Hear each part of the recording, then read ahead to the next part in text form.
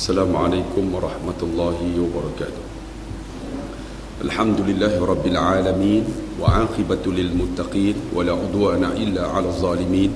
Asyhadu an la ilaha illallah wa asyhadu anna Muhammadan 'abduhu wa rasuluh sayyidul mursalin wa ala alihi wa sahbihi ajma'in, amma ba'd. Yang saya kasihi pengacara majlis,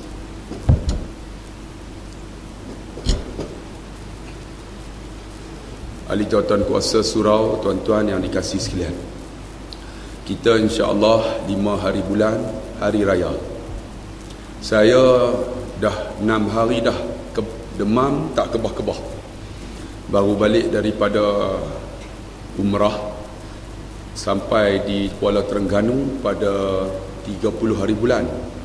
Kemudian balik ke kampung, kemudian datang balik ke Terengganu ini selama 3 hari. Saya dah ada di sini dah 2 hari dah.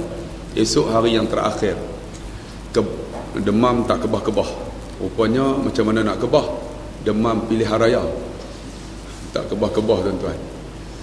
Hadirin yang dikasihi sekalian, Nabi SAW dialah kekasih Allah.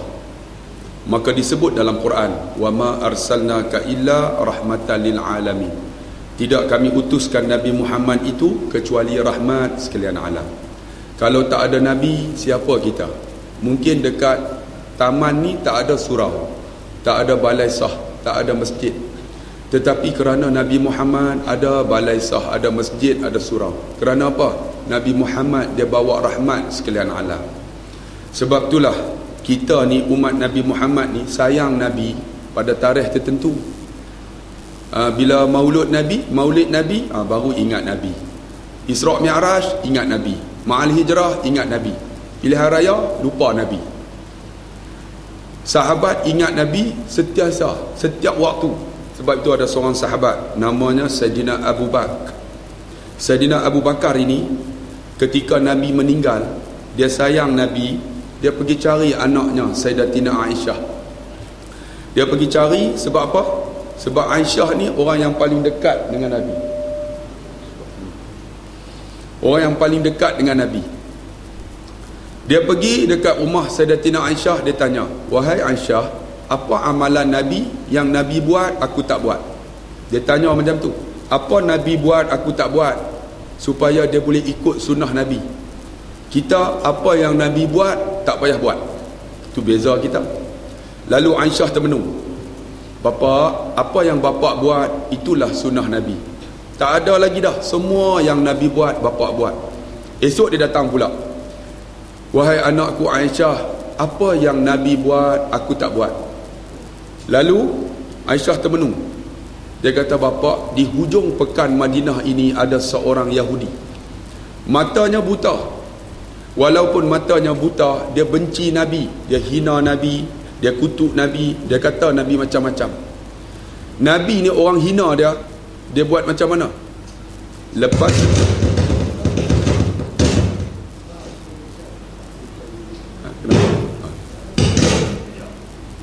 marah saya. Masyur. Hello. Shot. Hello. Okey. Nabi ni orang marah dia, orang benci dia, orang tak suka dia, dia buat macam mana? Lepas sembahyang subuh, dia bawa makanan. Dia bubuh makanan dalam pinggan, dia pergi cari Yahudi yang hina ni. Yahudi ni mata buta.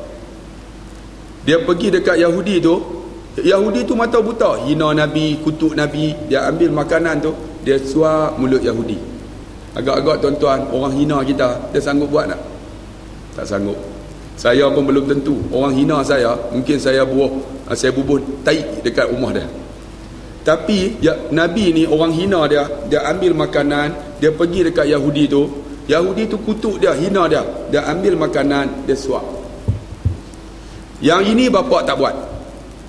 Esok pagi lepas subuh, Sayyidina Abu Bakar seperti biasa, dia pergi cari Yahudi ni. Mana Yahudi yang duk hina Nabi? Rupanya Yahudi tu tak tahu kata Nabi mati. Dia kutuk Nabi, dia kata Nabi macam-macam, dia caci Nabi. Sayyidina Abu Bakar seperti biasa ambil makanan, pergi dekat Yahudi tu, dia ambil makanan, dia suap mulut Yahudi.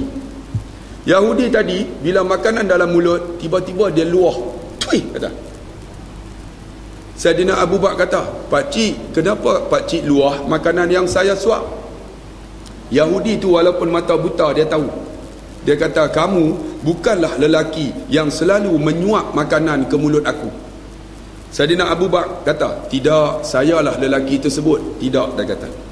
"Lelaki yang selalu suap makanan ke mulut aku, seorang yang berhemah dan bersopan santun. Sebelum dia nak suap, aku tak ada gigi," dia kata. Dia akan lenyek makanan. Sampai hancur makanan, dia masuk air. Bila dah lembut makanan, dia ambil makanan, dia suap mulut aku. Aku tak ada gigi, aku kunyah-kunyah, aku telan. Kamu tidak, kamu suap seketul-seketul. Aku nak telan pun tak boleh. Mana lelaki tersebut?" Saidina Abu Bakar bila dia nak sebut Muhammad, dia sebab Nabi Muhammad ni kekasih dia. Kita sebut Muhammad tak ada apa, sebab kita tak rasa hebatnya Nabi Muhammad. Lalu Saidina Abu Bakar nak sebut tak boleh, dia kata, "Pak cik, lelaki tu dah tak ada dah." Bila tak ada, Yahudi tu tanya, "Tak ada pergi mana?" Dia nak beritahu Muhammad tak boleh. "Pak cik, lelaki tu dah meninggal." "Kalau meninggal, siapa lelaki tersebut?" Dia nak sebut Muhammad tak boleh. Dia kata, "Lelaki itulah yang selalu menyuap makanan ke mulut Pak cik." "Aku tahulah." "Mana lelaki tersebut?" "Pak cik, lelaki itulah yang Pak cik hina dia. Pak cik kutuk dia. Pak cik kata macam-macam. Lelaki itulah Muhammad Rasulullah." Senyap Yahudi tu. Bila senyap, Yahudi tu menangis. Yahudi tu kata apa? "Apakah lelaki yang kuhina, aku kutuk? Diakah Muhammad?" "Ya Pak cik, dialah lelaki yang Pak cik hina, Pak cik kutuk. Dialah Muhammad Rasulullah."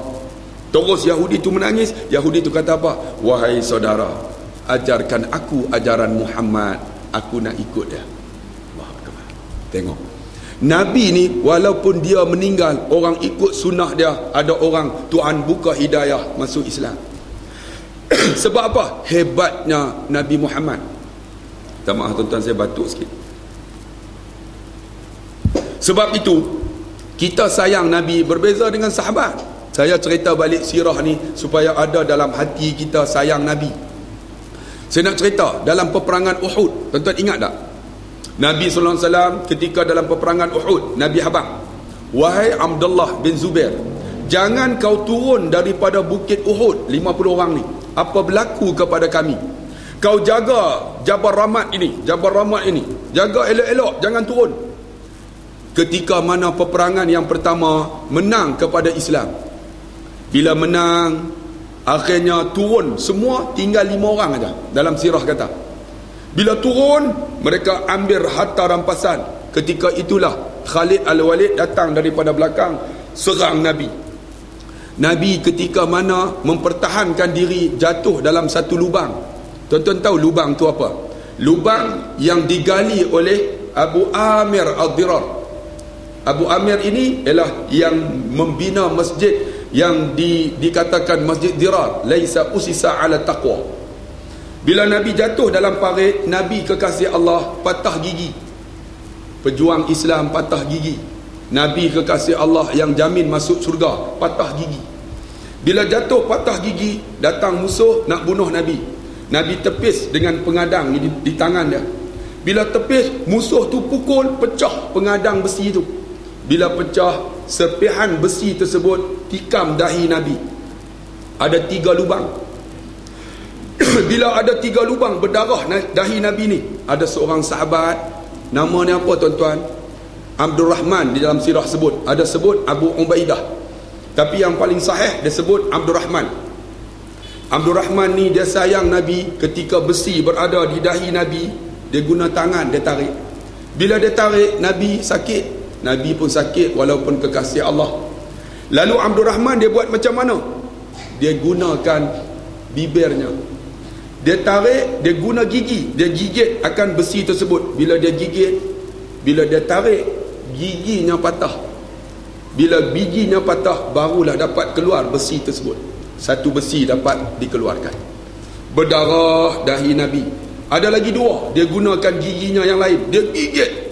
Bila dia gigit, gigi dah tertanggal, barulah besi tertanggal. Tinggal lagi gigi yang ada, besi tu dia gunakan baki gigi tu, dia gigit. Bila dia gigit, gigi tertanggal, besi tertanggal, berdarah gigi Abdul Rahman, penuh ni darah.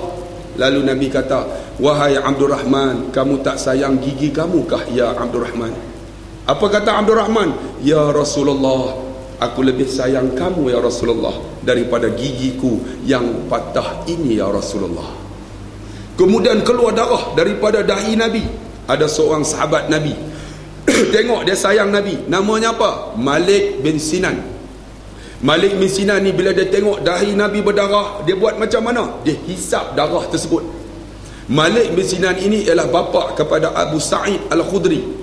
Bila dia hisap, darah tu berada dalam mulutnya, dia tak buang, dia telan. Ketika dia telan, Nabi kata apa? Man damma, barang siapa yang darahnya bertemu dengan darahku, Allah akan haramkan darahnya daripada api neraka Allah. InsyaAllah. Tengok hebatnya sahabat sayang Nabi. Sedut hisap darah Nabi, patah gigi, mempertahankan Nabi untuk cabut besi yang berada di dahi Nabi. Agak-agak kita, kalau Nabi masih ada, sanggup buat macam tu tak? Belum tentu. Sebab apa? Nabi ni tuan-tuan, saya akan cerita satu-satu supaya lahir dalam hati kita sayang Nabi.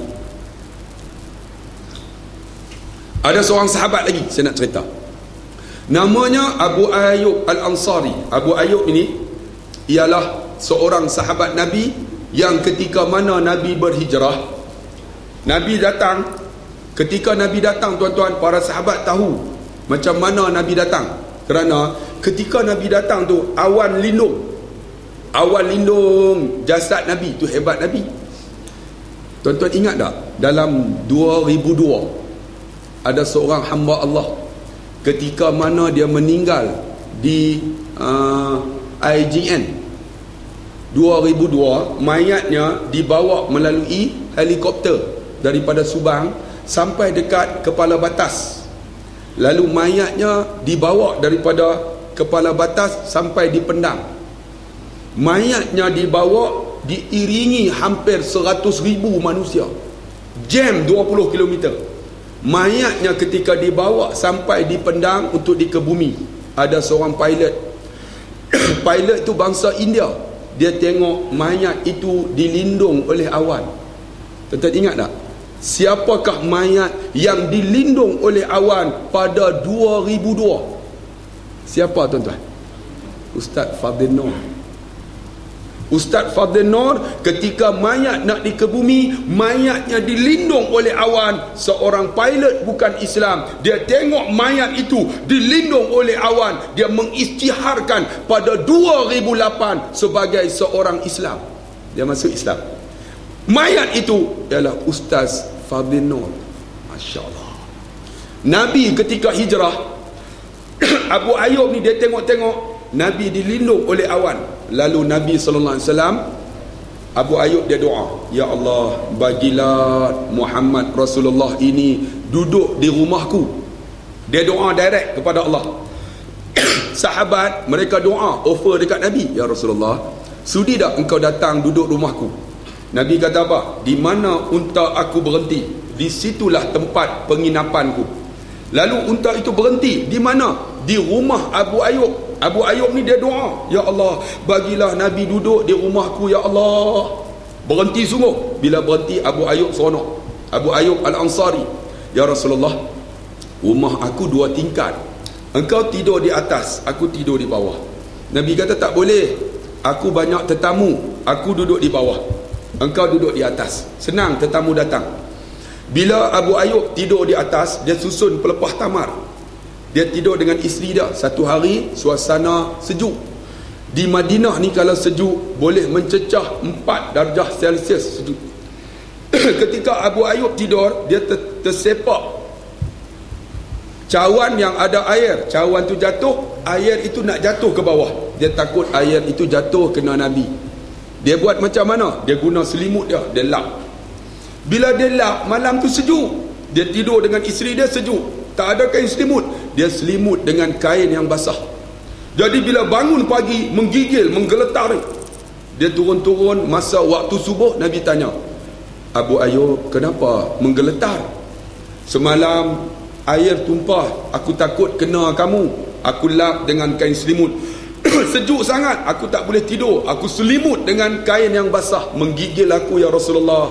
Lalu Nabi kata, kalau demikian, mulai daripada hari ini, engkau tidur di bawah, aku tidur di atas. Nabi pun tidur di atas. Satu hari tuan-tuan, suasana malam itu panas.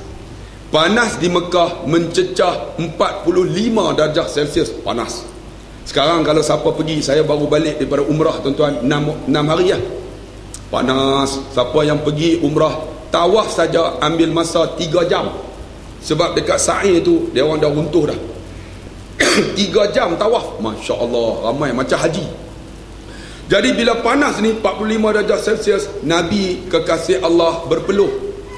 Walaupun Nabi kekasih Allah, makhluk Allah, dia berpeluh. Peluh Nabi lebih harum daripada kasturi. Peluh kita jangan tanya. Betul tak? 2 hari tak mandi, sibuk pelekat bendera, balik rumah, isteri lari, busuk. Peluh Nabi lebih harum daripada kasturi. Sayyidatina Aisyah kata, bukan saja harum, najis Nabi, air kencing Nabi lebih harum daripada bau-bauan. Sebab pernah Nabi kencing, Nabi berak, Nabi keluar, Sayyidatina Aisyah masuk, wangi. Kita kalau datang sini makan petai, kencing dekat surau, orang tak masuk dah, busuk kan. Kalau di sini makan buah apa yang banyak-banyak tu, orang panggil buah kerdas, buah genuk. Tahu tak buah genuk? Sini panggil lah buah genuk. Tak tahu? Buah tu yang ala kecil tu, yang busuk tu. Yang makan sedap, lemak aja. Kalau makan jadi imam, walau dhol, pensan habis makmum. Sebab busuk. Nabi ni kencing wangi, berak wangi, peluhnya lebih harum daripada kasturi. Bila Nabi tidur, waktu malam berpeluh, peluhnya menitis celah-celah pelepah tamar yang disusun. Jatuh ke bawah, jatuh di atas muka Abu Ayyub. Abu Ayyub ni tidur, jatuh, dia pegang-pegang wangi. Dia sayang Nabi, dia buat macam mana? Dia nganga mulut, dia buka mulut, peluh tu jatuh dalam mulut dia, dia telan. Peluh tu jatuh, dia telan. Peluh tu jatuh, dia telan. Sedang dia buka mulut, Nabi turun. Wahai Abu Ayyub, kenapa kamu buka mulut? Ya Rasulullah, peluh engkau jatuh daripada atas, aku tahu lebih harum daripada kasturi. Aku sayang kamu ya Rasulullah, aku minum peluh kamu ya Rasulullah. Nabi kata apa? Oleh kerana engkau telah meminum akan peluhku, engkau akan duduk bersamaku di syurga. InsyaAllah. Kita pernah minum peluh Nabi? Pernah tengok muka Nabi? Kan? Pernah tatap tak wajah Nabi? Tak pernah. Bagaimana kita sayang Nabi? Nanti saya akan cerita. Ada seorang sahabat, namanya Salman Al-Farisi. Minta maaf tuan-tuan, saya batuk sikit lah. Salman ni dia kawan dengan pendeta Yahudi, walaupun dia putera raja. Pendeta ni bagi tahu Salman akan lahir seorang nabi namanya Ahmad. Disebut dalam Quran, wa idh qala Isa bin Maryam ya bani Israel inni rasulullah ilaikum musaddiqan lima baina yadayya minat taurati wa mubashiran bi rasul ya'ti min ba'di ismuhu Ahmad. Disebut Ahmad dalam Quran, ada sebut Ahmad, ada sebut Muhammad. Apa maksud Ahmad ataupun Muhammad? Maksud dia terpuji. Sebab tu kita ni orang Kemamang, kalau nama Ahmad, Pakcik Ahmad, dia orang panggil apa? Dia panggil Ahmad juga tak? Dia panggil Pakcik Mat. Betul tak? Kalau pasut Mat, Mat tu maksud dia mati. Tu yang Pakcik Mat tu umur tak panjang, dia panggil Pakcik Mat bila nak mampus. Kalau nama Ahmad, sebut Ahmad terpuji. Macam saya mengaji bahasa Arab dulu, ada seorang nama Mamat, kami panggil Masmu ya akhi, Mamat. Arab tu tepuk dahi. Masya Allah. Tahu tak Mamat tu maksud apa? Ma tu tidak, mat tu mati. Tak mati-mati. Kalau nama Mamat. Ada seorang tu nama Muhammad Laldin.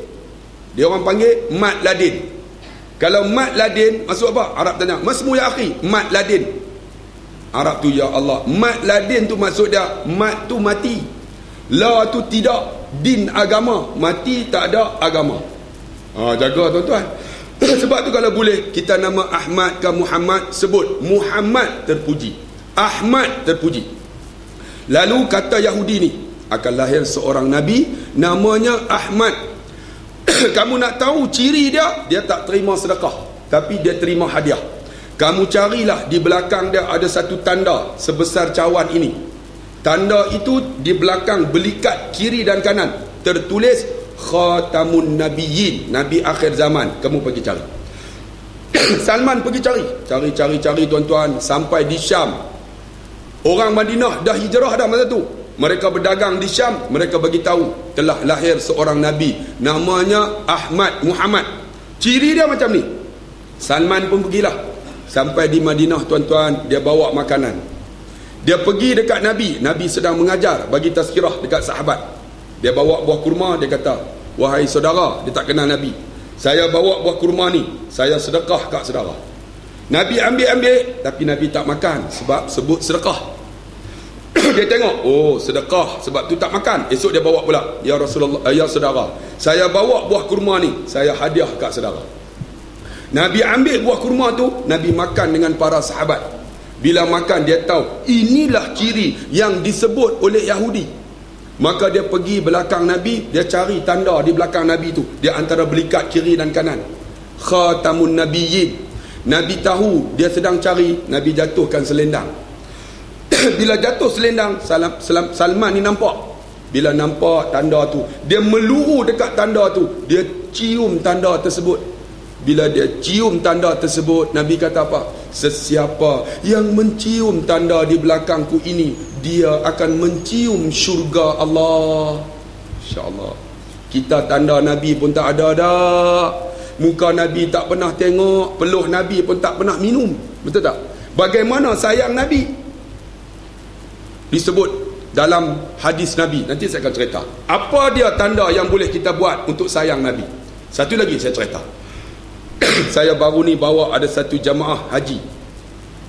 Pakcik ni 7 kali pergi haji, 3 kali umrah. Saya tanya dia, "Pakcik, pernah masuk tak Raudah?" Dia kata, "Pernah lah." Saya tanya, "Raudah tu dekat mana?" Dia kata, "Dekat Masjid Nabawi." Saya kata, "Memanglah dekat Masjid Nabawi. Tapi Raudah ni kalau kita nak tahu, kakak abang dan pakcik, kalau kita masuk dekat Babus Salam tu, tengok tiang di atas, dia akan tulis ada macam tu, Had Masjid Nabawi. Itulah Masjid Nabawi yang asal.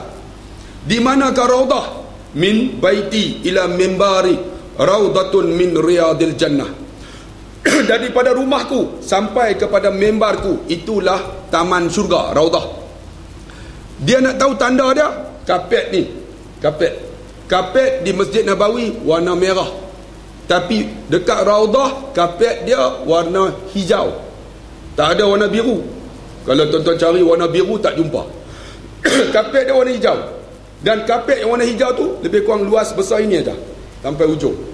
Situlah Raudah, taman syurga. Saya bawa pakcik ni, saya kata, "Pakcik, jom kita masuk Raudah."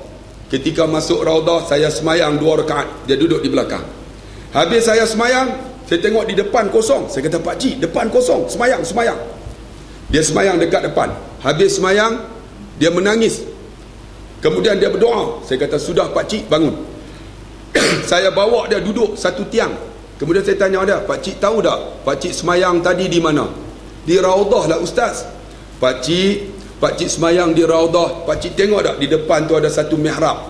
"Mihrab apa tu?" Saya kata, "Pakcik, itulah mihrab Nabawi, mihrab Nabi. Pakcik semayang tadi, pakcik sujud tadi, pakcik sujud di atas tapak kaki Nabi."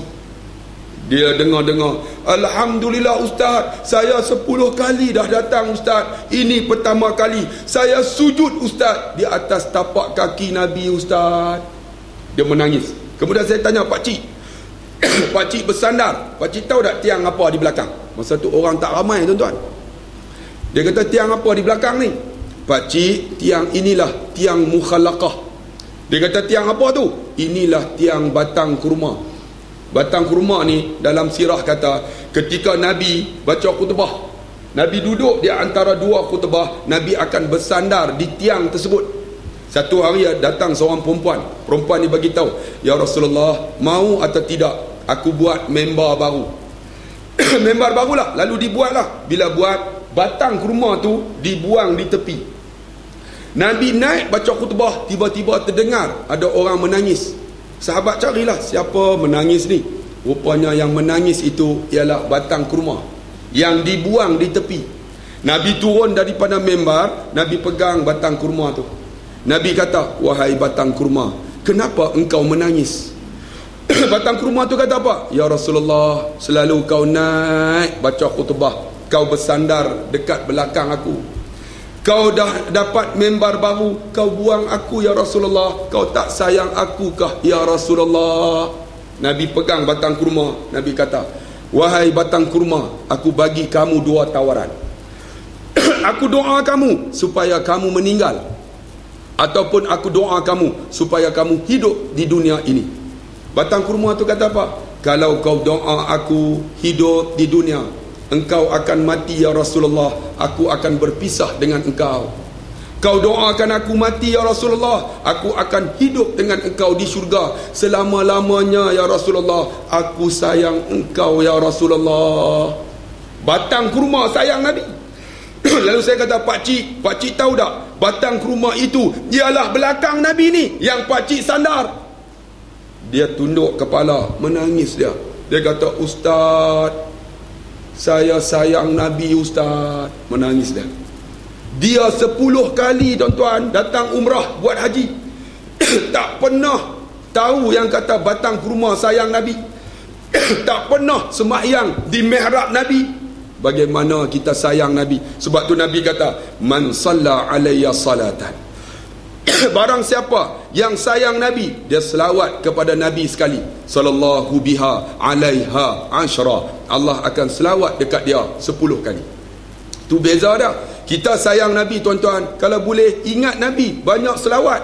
Allahumma salli ala Muhammad. Bukan saja selawat, kita kena ikut apa yang Nabi bawa. Ini sayang Nabi, makan ikut sunnah Nabi, minum sunnah Nabi, berak sunnah Nabi, nak masuk jamban, datang masjid sunnah Nabi. Saya nak tanya, nak memerintah ikut sunnah Nabi tak? Tak payah ha? Memerintah ni Malaysia masyarakat majmuk, ikutlah apa yang ada. Mana boleh tuan-tuan. Nabi 23 tahun tuan-tuan berdakwah untuk menegakkan sebuah negara Madinah. 23 tahun. Kalau kita sayang Nabi, kita kena ikut Nabi. Nabi ni kekasih Allah. Kalau tak ada Nabi, siapa kita? Macam saya ni, nampak muka Melayu, sebenarnya saya bukan Melayu. Keturunan Siam, daripada Naratiwat, Siam tu. Nama saya Abdullah Khairi bin Haji Harun. Haji Harun Haji Syafi'i, Haji Syafi'i Haji Awang Muhammad, Haji Awang Muhammad Haji Ishaq, Haji Ishaq bin Tok Mengketi, Tok Mengketi bin Vijot. Ni bukan Islam ni. Saya tak tahulah Siam ni perut hijau ke biru, saya pun tak tahulah. Tapi harap-harap hijau kan. Ini Siam ni. Nama saya Abdullah Khairi sebab moyang saya masuk Islam, nama Abdul Rahman. Kalau moyang saya tak masuk Islam kerana risalah Nabi, nama saya bukan Abdullah Khairi. Mungkin hari ini nama apa tuan-tuan? Songsak Predik. Adik-beradik bonsak pun sana tu. Tapi kerana Nabi Muhammad, saya Islam. Isteri saya pula bukan Melayu, keturunan Penang. Mamak tak ada mamak yang cakap lama tak jumpa, jangan buat leceh ha, mamak. Isteri saya nama dia Nur Hafizah binti Mamak Ishaq, lepas tu Mamak Hashim, lepas tu Mamak Maidin, lepas tu Mamak Kuti, lepas tu mamak apa saya pun tak tahulah. Isteri saya mamak, saya Siam. Siam campur mamak jadi semak. Anak saya semak habis. Tetapi kerana Nabi Muhammad, saya Islam. Alhamdulillah. Kalau tak kerana Nabi Muhammad, hari ini saya datang bukan pakai serban, bukan pakai jubah. Tahu tak pakai apa? Yang kain warna oreng tu. Ingat tak warna oreng tu? Yang pusing-pusing, tiba-tiba naik ke atas. Lepas tu di dahi 3 line. Tok Sami apa? Tapi kerana Nabi Muhammad, saya Islam, bersyukurlah saya tuan-tuan. Sebab tu kalau kata syukur tanda Nabi Muhammad, kita kena ikut apa Nabi bawa. Nabi bawa apa? Nabi bawa Al-Quran. Saya nak tanya tuan-tuan, Quran ini ada tak ayat politik? Ada tak? Kalau kata ustaz, tak ada ayat politik. Kalau tak ada, dalam Quran ada. Surah Sabah ayat 31, 32, 33, 34. Tuan-tuan tolak satu ayat Quran, tuan-tuan kufur kepada Allah. Saya nak baca ayat ni. Kalau kata ayat politik ada dalam Quran, dalam surah, boleh sebut tak? Kalau kata ustaz, mana boleh? Haid, kenapa boleh sebut? Saya nak tanya, haid tu penting tak untuk kita orang lelaki? Pakcik-pakcik ada haid tak? Tak ada. Tapi kenapa sebut cerita haid? Haid ni orang perempuan. Menunjukkan walau haid tu tak penting bagi kita, boleh sebut dalam masjid. Politik benda penting, boleh sebut tak? Saya nak tanya, boleh tak saya nak sebut dalam surau ni? Boleh tak? Macam tak boleh pun.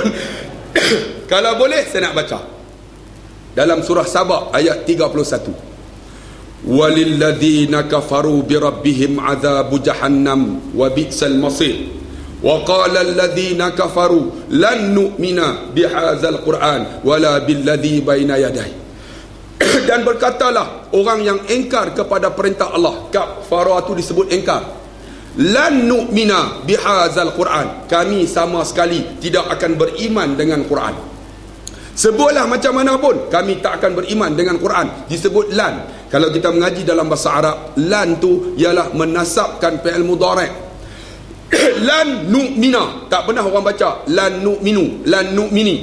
Lan nu'mina, sama sekali tidak beriman dengan Quran. Walau tara iziz zalimun mawqufuna 'inda rabbihim yarji'u ba'duhum ila ba'dinil qawla. Kamu akan melihat orang yang zalim. Dalam tafsir kata orang yang zalim itu ialah pemimpin yang tak laksana hukum Allah, nama zalim. Yang meletak suatu bukan pada tempat, nama dia zalim.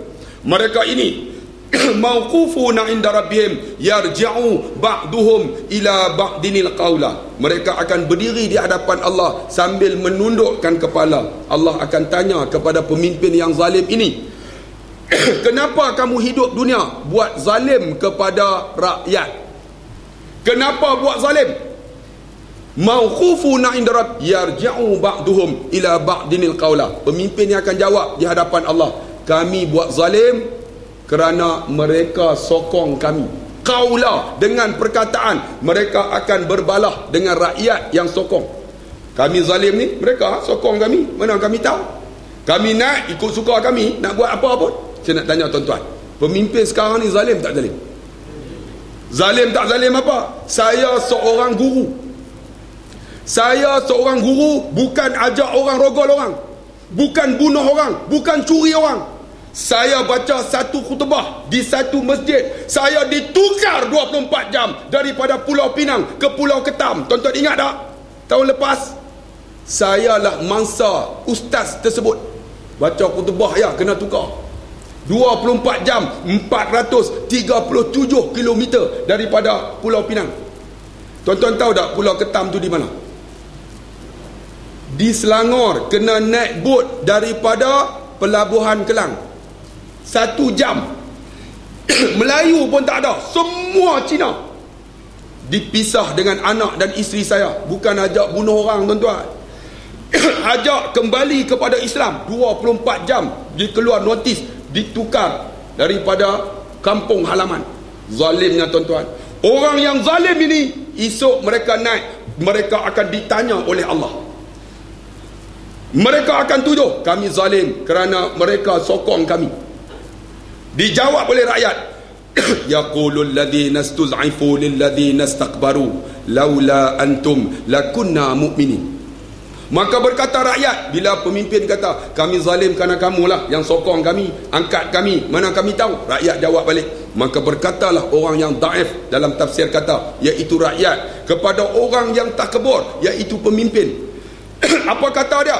Laula antum lakunna mu'minin. Kalau tak kerana kamu, kami orang beriman. Ni rakyat jawab balik, kamu yang suruh sokong, mana kami tahu? Kalau tak kerana kamu, kami beriman. Bila kata macam tu, nak lepas diri rakyat ni, pemimpin jawab balik, qala alladhina istakbaru lilladhina istuz'ifu anahnu sadatnakum 'anil huda ba'da idh ja'akum bal kuntum mujrimin. Maka berkatalah pemimpin kepada rakyat, jawab balik. Dia jawab apa? Tidakkah telah datang kepada kamu petunjuk? Tidakkah ada orang bagi kamu petunjuk? Maksudnya di dunia ni, tak adakah orang ceramah supaya jangan ikut kami, jangan sokong kami, jangan pangkah kami? Ada tak? Ada. Malam ni saya ceramah, tapi tuan-tuan tak nak dengar. Tengok muka saya, muka tuan-tuan macam jebon, bengang kan. Tidakkah telah datang kepada kamu petunjuk? Sebenarnya kamulah orang yang berdosa. Pemimpin lepas tangan. Bila dia lepas tangan, rakyat jawab balik, wa qala alladhina istuz'ifu lilladhina istakbaru bal makru laili wan nahari istamurunana an nakfura billah wa naj'alahu andada wa asarrun nadamata lamma ra'awul azab. Maka berkatalah pemimpin kepada rakyat, jawab balik.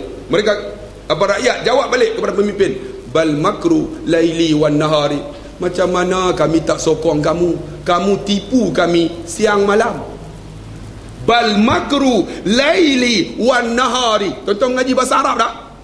Makar tu maksud apa? Tipu kami siang malam. Siang malam kena tipu. Tak tipu macam mana? TV3, TV1, TV2. Satu Malaysia. Satu Malaysia tu. Sampai tak ada apa, tuan-tuan. Tuan-tuan, Kemaman ini, Terengganu ini negeri terkaya, kaya dengan sumber minyak. Tapi Terengganu negeri kedua termiskin di Malaysia. Tu pun hampa. Satu apa? Sampai apa pun tak ada. Sepatutnya Terengganu ni negeri terkaya dengan sumber minyak, tapi kedua selepas Sabah termiskin, yang kedua di Malaysia. Siapa memerintah? Mereka ambil duit kita dengan semenang-wenangnya, belanja ikut suka. Akhirnya Terengganu apa yang dapat, tuan-tuan? Seronok lah, tu pun seronok, pasang bendera tak ada lah. Satu apa? Anak saya kalau dengar satu tu, dia menyanyi. Dia menyanyi apa? Satu-satu saya sayang Allah, dua-dua sayang Rasulullah, ketiga sayang umi ayah, keempat UMNO haram jadah pada muka. Dia bengang sebab tukar bapak dia yang tak bersalah kerana baca satu khutbah ke Pulau Ketam. Dia bengang, tuan-tuan. Anak saya pun tahu beza di antara benar dan salah, zalim tak zalim. Bal makru laili wan nahari. Mereka tipu kita siang malam. Saya duduk di Pulau Pinang, bangun orang Melayu. Orang Melayu tak jaga Melayu. Saya nak tanya, tuan-tuan tahu tak orang Melayu Pulau Pinang macam mana sekarang?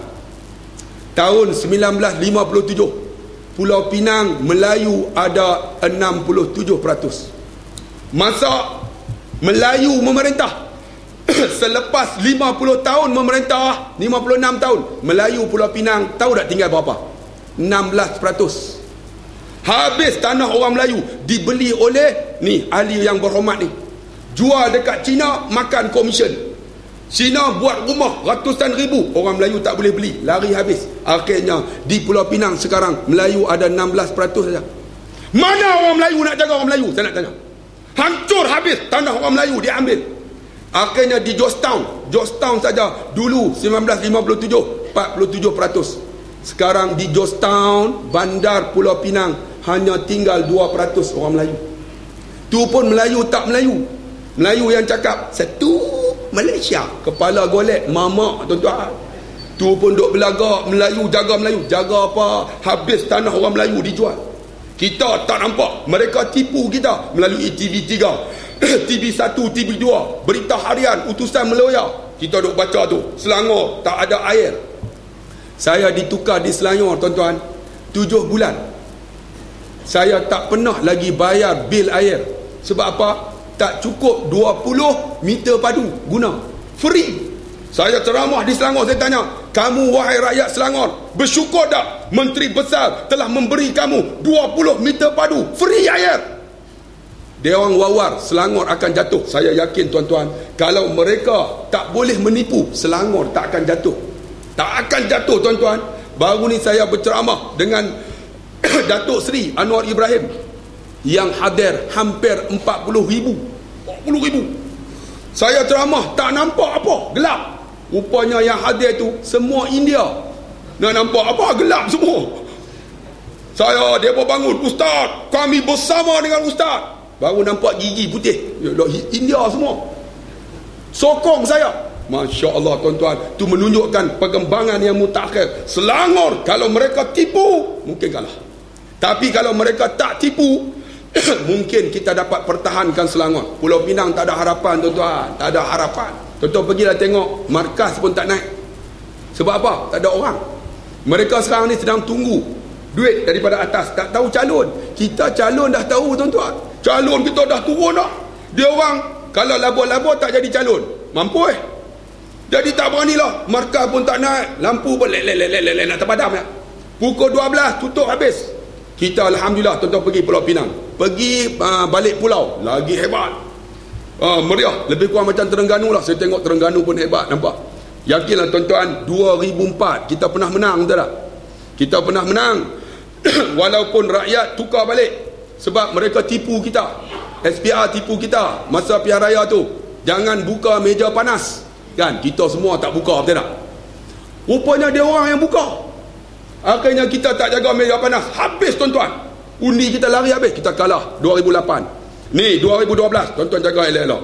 Mereka akan tipu. Kalau ikut per kapita ni, kemenangan Akbar Terengganu ni memang ada harapannya. Sebab apa? Pertambahan undi cukup banyak. Ni Terengganu ni. Dan rakyat bagi sokongan dekat kita. Tapi mereka bawa masuk pengundi-pengundi daripada Selangor untuk pangkah Terengganu. Sebab tu Selangor jatuh. Mereka ingat Selangor boleh bertahan. Akhirnya mereka cover Terengganu, kalah Selangor. Dan mereka sekarang pening tuan-tuan. Pulau Pinang tak boleh nak cover. Kedah nak cover tak boleh. Perak, tuan-tuan tahu tak? Ada seorang bekas menteri besar akan masuk Pakatan Rakyat. Tuan-tuan tahu tak? Tuan-tuan tahu tak? Sama ada Ramli Ngah Talib ataupun Tajur Rosli. Dua ini. Kalau masuk, yakin tuan-tuan, Perak kita dapat rampas dengan begitu mudah. Tuan-tuan tengok. Hebatnya sekarang. Kalau tuan-tuan duduk dekat sini. Ada lagi tak penyokong tu? Ada tak? Ada. Ada juga. Sudahlah, jangan kena tipu. Bal makru laili wan nahari. Siang malam kena tipu. Saya tanya orang Selangor, tengok Menteri Besar Selangor dulu. Macam sekarang, dulu ada rumah 2 penggal Menteri Besar. Rumah 24 juta. Rumah 24 juta, 2 penggal. Dalam persidangan orang tanya, Datuk, macam mana rumah 24 juta? Perabot 2 juta. Perabot saja. Saya nak tanya tuan-tuan, rumah tuan-tuan ada tak perabot 2 juta? 2 juta apa? Beli meja 300. Pergi jumpa Cina. Hayat okey ah. Ini meja banyak mahal. Kurang sikit boleh ah? 300 minta kurang. Sampai Cina tu kata, ini macam meja, lu kurang lagi ah. Lu bikin sendiri ah. Suruh buat sendiri. Ini bekas menteri besar, rumah 24 juta. Perabot 2 juta. Pergi mana duit ini? Semua duit rakyat dia ambil daripada Selangor. Orang tanya, macam mana menteri besar rumah 24 juta? Saya bekas doktor gigi. Orang tanya dia, doktor gigi, macam mana doktor gigi ni? Doktor gigi cabut gigi sebulan 70,000. Gigi apa dia cabut ni? Bosan dia cabut habis. Gigi lembu, gigi kambing, gigi unta. Semua gigi orang Selangor. Sebab tu orang Selangor kalau tuan-tuan pergi tak ada gigi. Cakap tak jempam, gigi tak ada. Dicabut habis oleh bekas menteri besar. Nak dapat 70,000. Cabut gigi apa? Makan duit rakyat. Kita kena tipu. Rakyat hebat. Rakyat apa? Apa pun tak ada. 56 tahun memerintah, kan? Dapat 100. Seronok dah. Ni Terengganu ni. Dapat 100. Cium tangan. Masa dapat tu, terima kasihlah yang berhormat, 56 tahun memerintah, dapat 100. Cium tangan. Bodoh tu lah. Sedangkan mereka 56 tahun bagi dekat lembu 250 juta. Kita dapat 100. Seronok. Lembu 250 juta. PKFZ 2 bilion. Kita dapat 500. Tu pun aku janji 500 kena bubuh bendera depan rumah.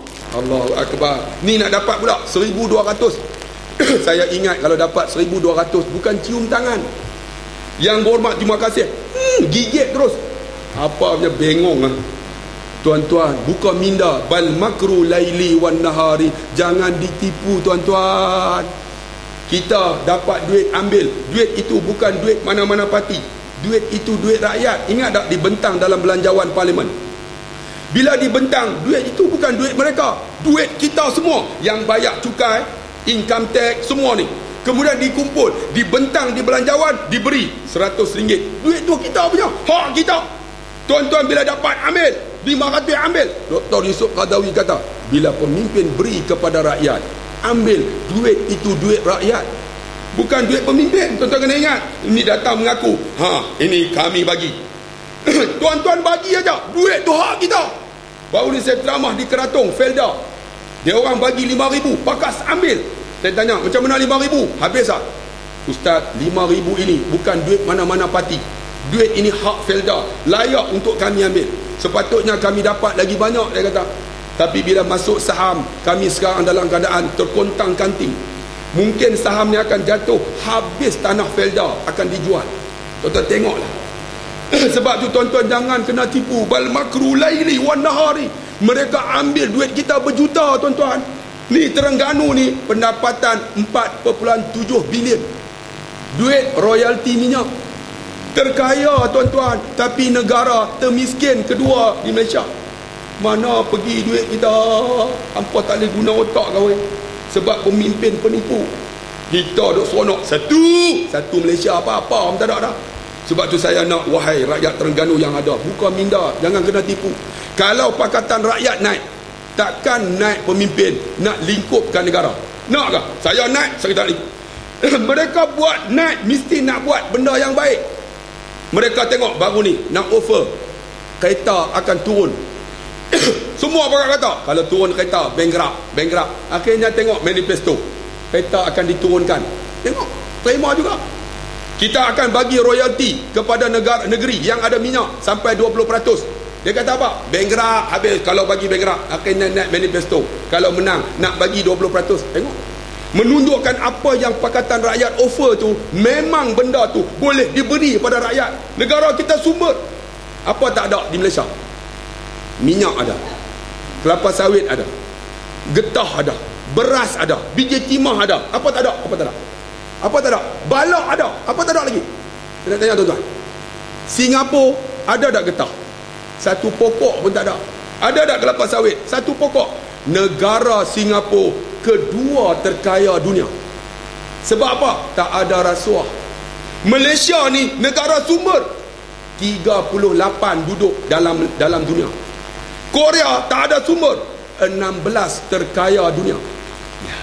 Sebab apa? Kita ni banyak diseleweng, tuan-tuan, rasuah keliling pinggang. Tapi kita tak nampak. Sebab tu, wahai tuan-tuan yang duduk di Kemamang ni, bukan minda oi, bal makru laili wan nahar. Jangan ditipu siang malam. Ni kena tipu. Tuan-tuan dah tengok TV3 ya? Satu Malaysia. Rakyat didahulukan, pencapaian diutamakan. Utama apa? Semua utama kita. Bayar bil hampa, bayar cukai kita. Mereka Mercedes 280, naik kereta, rumah besar-besar kan. Rumah besar-besar siapa? Yang berhormat lah. Kita, rumah kita. Sengit dah dapat bumbung bantuan biru. Seronok tak ada. Terima kasih, hormat. Bumbung biru, kepala otak hang biru. Sampai apa pun tak ada dah. Habis dia ambil oleh pemimpin-pemimpin. Kita duk seronok satu Malaysia. Bukan minda. Kita nak pemimpin yang amanah, pemimpin yang tidak tipu rakyat. Tuan-tuan tengok, saya nak tanya tuan-tuan nak bangun dengan siapa? Esok di akhirat kita akan bangun di padang mahsyar bersama pemimpin kita. Tuan-tuan nak bangun dengan siapa? Dengan Tok Guru ni Aziz. Tok Guru ni saya pergi ziarah pada peristiwa parlimen bukan Dun, masa Pilihan Raya Dun Galas. Saya duduk sebelah dia semayang sunat duha. Habis semayang, saya tanya, Tok Guru boleh kecek sebentar? Dia kata kejap. Dia semayang lagi 2 rakaat, semayang lagi 4 rakaat, 8 rakaat sunat duha. Tok Guru boleh kecek sebentar? Dia mau nak kecek apa? Saya nak tanya ni, agak-agak Galas boleh menang tak? Tengok Tok Guru jawab apa? Kita buat kerja, menang kalah kerja Allah. Kalau saya macam mana? Kerja lama dah, menang. Duk belagak menang tu, tak menang. Ni tuan-tuan jangan duk belagak, tuan-tuan. Ni Kemamang ni, Kijal ni. Dun yang kalah 13,000, betul tak? Ni Kijal kan? Kijal ke? Cukai. Cukai, Kijal lagi satu apa? Don rantau abang. Kemamang ni dia masuk berapa don? Kijal, cukai, lagi air putih, semua kalah kan? Kemasih, semua kalah. Kita kalah di Kijal 13,000. Ini pun cukai pun kalah juga. Agak tuan-tuan, kita boleh menang tak? Boleh menang tak tuan-tuan? Tuan-tuan pun tak upaya yakin tu. Kalau tuan-tuan tak yakin, saya lagi tak yakin. Tapi Tok Guru dia kata apa? Kita buat kerja, menang kalah kerja Allah. Saya duduk senyap, menangis saya. Tengok Tok Guru cakap berlapik tuan-tuan. Habis dia semayang, saya tunggu dia nak bawa dia pergi Penang. Dia duduk di belakang. Naik kereta. Allahu Akbar. Semayang lagi. Saya nak tanya, ada tak pemimpin yang masuk dalam kereta, semayang dalam kereta? Pernah tengok tak? Tok Guru semayang dalam kereta. Allahu Akbar. Ya Allah, semayang dalam kereta. Tuan Guru Haji Abdul Hadi 2 tahun lepas, saya ceramah di Kuala Terengganu. Dia balik daripada Syria pukul 4 pagi. Dia jemput saya nak jumpa. Saya ni ustaz biasa ya. Dia bekas menteri besar. Pergi tengok rumah dia. Pagar rumah aneh-aneh makan dah nak terbalik. Bekas menteri besar. Dia sambut saya, tengok-tengok pakai baju pagoda. Tahu pagoda? Baju pagoda ya. Kain, pakai kain plekat, cap gajah duduk. Saya mahal lagi, saya gajah diri. Bekas menteri besar gajah duduk ya. Abang gajah apa ni? Abang gajah apa pun tak ada, lagi murah. Gajah duduk. Dia sambut saya cium tangan, saya peluk. Apa khabar Tok Guru? Alhamdulillah. Saya ni pukul 9 dijemput. Apa tak makan lagi? Lapar tak kira tadi. Dia orang angkat 4 bungkus. Ustaz Khalil. Ustaz Khalil, Tok Guru saya. Saya tengok 4 bungkus. Silalah makan. Saya pun makan lah. Dalam hati, bungkus ini Ustaz Khalil. Bungkus ini Tok Guru. Bungkus satu lagi aku punya. Yang satu lagi tu aku juga. Lapar ni lapar kan. Kita pun makan lah. Makan separuh. Habis ini yang itu pula. Saya pun tanya Tok Guru, tak makan ke? Dia kata apa? Dia balik pukul 4 daripada Syria. Saya puasa. La ilaha illallah. Nampaknya sebungkus ni ya. Pakai tak tambah dah lah. Dia puasa lagi balik pukul 4. Saya makan-makan habis, saya pun buang. Ustaz tambahlah. Tak apa-apa, kenyang dah. Kenyang apa lapar ni. Tapi dia puasa, takkan nak makan lagi. Habis bersembang, dia bangun. Saya tanya Ustaz Khalil, Ustaz, Tok Guru selalu puasa ke ayah cik ni? Saya kenal ayah saya. Saya tak pernah tengok ayah saya tinggal puasa Isnin Khamis. Saya nak tanya tuan-tuan. Tuan-tuan nak bangun dengan siapa? Dengan Tok Guru ni Abdul Aziz, Ustaz Azizan? Nak bangun dengan Tok Guru Haji Adi? Ataupun nak bangun dengan seorang lagi? Bangun-bangun, sebelah ada seorang perempuan. Tuan-tuan terkejut dengan rambut dia macam tu. Tuan-tuan berlindung bawah rambut dia. Berlindunglah. Ni, pihak raya ni, benda yang penting. Nabi 23 tahun berdakwah untuk menegak sebuah negara Madinah. Menunjukkan tuan-tuan, bal makru laili wan nahari. Kita jangan ditipu lah tuan-tuan. Siang malam kena tipu dah. Bila kena tipu akhirnya wa asarun nadamata lamma ra'ul azab. Akhirnya dua-dua ni, pemimpin dengan rakyat, menundukkan kepala. Dua-dua diazab oleh Allah. Tuan-tuan baca surah Sabah 31, 32, 33. Kalau tuan-tuan kata ini bukan ayat yang kata politik, bukan tentang pemimpin, tuan-tuan tolak ayat ni, kufur kepada Allah Subhanahu wa taala. Kalau kata tak nak kufur, terima ayat ni. Marilah kita sama-sama memilih pemimpin yang amanah, yang tidak menipu rakyat, yang tidak buat zalim kepada rakyat. Zalim tuan-tuan, saya kena tukar 24 jam. Bukan ajak bunuh orang. Kalau ajak bunuh orang tak apa tuan-tuan, ni ajak kepada Islam, kena tukar. Tuan-tuan tak kena tak apalah, tuan-tuan seronok tak apalah, biar. Tuan-tuan kena, tuan-tuan tahulah, jauh tuan-tuan. 2 minggu tak balik, teringat isteri. 3 minggu tak balik, teringat anak. 4 minggu tak balik, saya tengok kucing pun seksi. Tak seksi macam dia jalan catwalk. Tak kena agak tuan-tuan. Kena agak tuan-tuan, tuan-tuan tahu bagaimana pedih dan zalimnya kerajaan UMNO dan Barisan Nasional. Inilah masanya kita jatuhkan mereka tuan-tuan. Saya nak balik nak jumpa mak dan isteri saya, anak-anak saya.